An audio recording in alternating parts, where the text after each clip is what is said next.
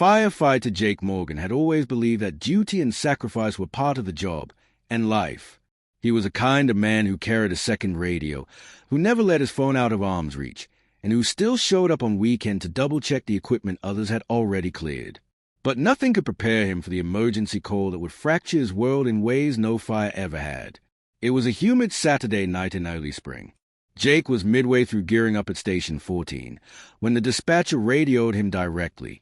"Morgan, you're not needed for this one, but you might want to check your phone." Odd. Jake stepped away from the truck, tugging off his gloves and reaching for his cell. He was hit with a barrage of missed messages, some from his 13-year-old daughter, Maddie, others from a number he didn't recognize. The timeline unfolded quickly: ice skating trip, a fall, a broken wrist, the ER, and confusion because no one could find Maddie's mother, his wife of 16 years, Laura. It wasn't like Laura to disappear during a crisis involving Maddie. Jake's stomach twisted. He called the unfamiliar number. A woman named Deanna answered. She was a friend of Laura's, the chaperone for the skating trip. When he asked where Laura was, there was a long silence. Then Deanna sighed. She went to dinner. With a guy. I didn't know how to tell you." Jake's mind blanked. "Dinner," he repeated. "What guy?" Deanna's voice faltered. "Some guy named Randy. I don't know more than that. I'm really sorry, Jake." He hung up, already opening the family shared location app. It was a habit born from his job. Emergencies meant knowing where everyone was.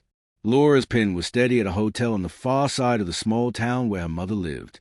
A hotel, not a restaurant, not a movie theater, not anywhere her mother would be when her daughter was in the ER.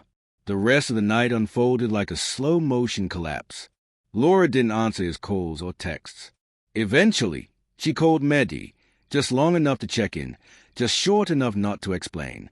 Jake arranged for Maddie to be treated using their insurance and got her safely back to her grandmother's. Deanna texted again after dropping Maddie off. "I'm sorry you had to find out this way about Randy." That one message shattered everything. Sunday morning, Jake sat at the kitchen table with a legal pad and coffee gone cold.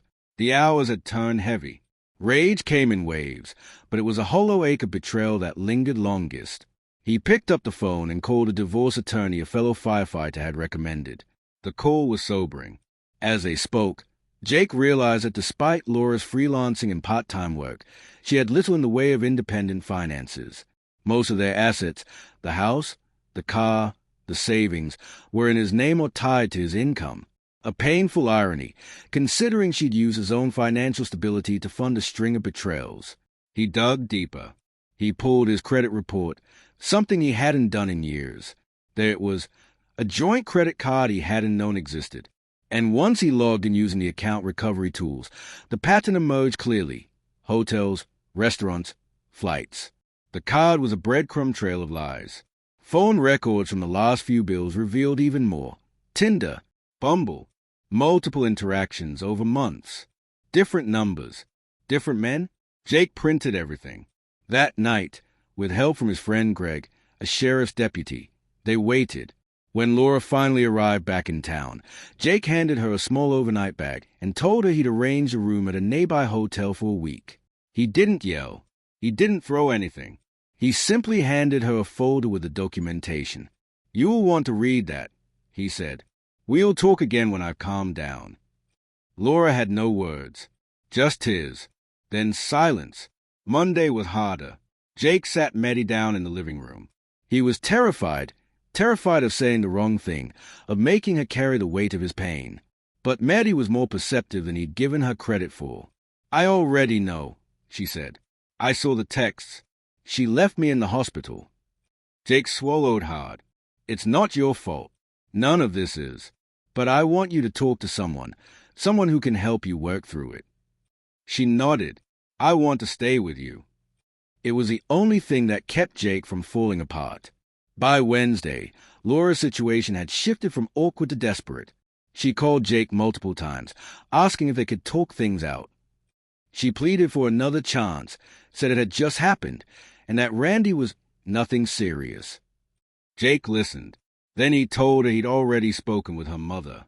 "You told my mom." Laura snapped. She deserved to know why Maddie cried herself to sleep Sunday night. Silence. Jake filed for divorce that Friday. Full custody. No alimony. Their prenup, signed back when Laura was a waitress and he was just out of the academy, worked in his favor. Her multiple affairs, documented through both phone and financial records, sealed the rest. Over the next few months, things moved fast. Laura tried to salvage her image. She posted vague quotes on social media about healing and forgiveness. She called Maddie every few days, but the conversations were short, strained. Maddie was polite but distant. The court hearings were straightforward. Jake's lawyer was relentless. He presented bank statements, phone logs, and texts. Laura's claims of loneliness and emotional neglect didn't hold up under scrutiny. The judge awarded Jake full custody, limited Laura's visitation until she could prove stability, and left her with only her personal possessions and a small savings account. The house? Jake's. The cars? Both paid for by him. The private school? Maddie would continue attending, under Jake's sole guardianship. Laura, once confident she could balance two lives, found herself with neither. 6 months later, Jake sat on the porch of the house he'd worked so hard to pay off. Maddie was inside, finishing a school project. The sun was setting over the tree line, the sky painted in fire tones, orange, gold, crimson. He didn't feel like a fool anymore. He felt like a man who had walked through fire and come out the other side, carrying what mattered most. Not the marriage, not the betrayal. His daughter, his pride, his self-respect.